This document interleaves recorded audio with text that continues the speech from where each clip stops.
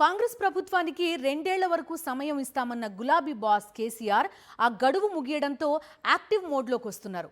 అధికార పార్టీ కాంగ్రెస్ పై ప్రజా ఉద్యమానికి ప్రతిపక్ష బీఆర్ఎస్ సిద్ధమవుతోంది. ప్రజా ఉద్యమంలో ప్రత్యక్షంగా రంగంలోకి దిగేందుకు కేసీఆర్ కూడా రెడీ అయ్యారు.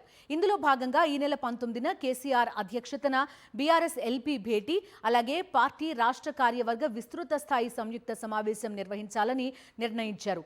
కృష్ణా గోదావరి జలాలు, నీటిపారుదల ప్రాజెక్టుల విషయంలో కాంగ్రెస్ ప్రభుత్వం నిర్లక్ష్యం చేస్తోందని బీఆర్ఎస్ నేతలు విమర్శిస్తున్నారు. అలాగే తెలంగాణకు సాగునీటి విషయంలో బీజేపీ కూడా అన్యాయం చేస్తోందని, ఏపీ ప్రభుత్వ జల దోపిడీకి సహకరిస్తోందని ఆరోపిస్తున్నారు. కాంగ్రెస్ బీజేపీ విధానాలను ఎదుర్కోవడానికి ప్రత్యక్ష పోరాటానికి కేసీఆర్ దిగుతారని బీఆర్ఎస్ నేతలు చెబుతున్నారు.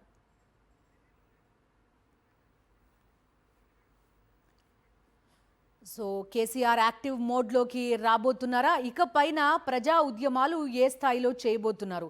మా కరెస్పాండెంట్ దిలీప్ జాయిన్ అవుతున్నారు, పూర్తి డీటెయిల్స్ అందిస్తారు. దిలీప్, 2 ఏళ్ల సమయం అయిపోయింది. ఇకపైన ఇన్నాళ్ళు కూడా కేసీఆర్ అడపాదడపా తప్ప పెద్దగా కనిపించింది లేదు. ఇకపైన పూర్తి స్థాయిలో ప్రత్యక్షంగా ఉద్యమాల్లో పాల్గొంటారా? బీఆర్ఎస్ వ్యూహం ఎలా ఉండబోతోంది? ఎస్ బిందు చూసుకోవచ్చు. సో బీఆర్ఎస్ అధినేత కేసీఆర్ ఇక ప్రత్యక్షంగా ఉద్యమ బాట పట్టనురని చెప్పుకోవచ్చు. ఎందుకంటే ఆ కాంగ్రెస్ ప్రభుత్వానికి 2 ఏళ్ల సమయం ఇస్తామని చెప్పారు. సో 2 ఏళ్ల సమయం కూడా పూర్తయింది. సో ఈ నేపథ్యంలోనే ఇక 2 ఏళ్ళు పూర్తయిన తర్వాత కూడా ఇక ఊరుకోవద్దు, ప్రజల వద్దకు వెళ్ళాలి అనేటువంటిది ఇటు బీఆర్ఎస్ పార్టీ నిర్ణయించినట్టుగా తెలుస్తుంది. ఈ నేపథ్యంలోనే ఈ నెల 19వ తేదీన పార్టీకి సంబంధించి బీఆర్ఎస్ ఎల్పీ సమావేశంతో పాటు రాష్ట్ర కార్యవర్గ విస్తృత స్థాయి సమావేశం కూడా జరగనుంది. ఈ సమావేశంలో భవిష్యత్ కార్యాచరణ, సో ఉద్యమ కార్యాచరణ ప్రకటించే అవకాశం ఉంది. ఏ కార్యక్రమాలు చేయాలి, ఏ కార్యక్రమాలతో ప్రజల్లోకి వెళ్ళేటువంటిది ఒక కార్యాచరణ ప్రకటించే అవకాశం కనిపిస్తూ ఉంది. సో ముఖ్యంగా నీటి వాటాల విషయంలో సో తెలంగాణ రైతాంగానికి కాంగ్రెస్ ప్రభుత్వం సాగునీరు ఇవ్వడంలో పూర్తిగా విఫలమవుతుంది అనేటువంటిది బీఆర్ఎస్ పార్టీ ఆరోపిస్తున్న పరిస్థితి కనిపిస్తుంది. సో ఈ నేపథ్యంలోనే ముందుగా ప్రాజెక్టుల బాట పట్టనున్నట్టుగా తెలుస్తూ ఉంది. సో గత 10 ఏళ్ల కాలంలో బీఆర్ఎస్ అధికారంలో ఉన్నప్పుడు అనేక నీటి ప్రాజెక్టులు చేపట్టాము, తద్వారా రైతులకు కూడా సాగునీరు అందించాము, తద్వారా అధికమైనటువంటి పంట దిగుబడి కూడా సాధించామని చెప్తున్నారు. సో కాంగ్రెస్ ప్రభుత్వం అధికారంలోకి వచ్చిన తర్వాత పూర్తిగా నీటి ప్రాజెక్టుల పైన అలసత్వం ప్రదర్శిస్తున్నటువంటి ప్రధానంగా ఆరోపణ చేస్తున్న పరిస్థితి కనిపిస్తుంది. ముఖ్యంగా ఇటు కృష్ణ అలాగే గోదావరి నదీ జలాలపైన కట్టినటువంటి ఆ ప్రాజెక్టులను పూర్తిగా విస్మరించింది అనేటువంటిది ఆరోపిస్తుంది.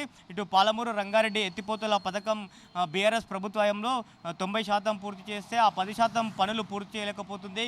సో కృష్ణా జలాలపైన కట్టిన ప్రాజెక్ట్కి 95 టీఎంసీల నీటి కేటాయింపు చేస్తే కాంగ్రెస్ ప్రభుత్వం వచ్చిన తర్వాత కేంద్ర ప్రభుత్వం ముందు కేవలం 45 టీఎంసీలకు ఒప్పుకోవడము, తెలంగాణ రైతులకు సంబంధించినటువంటి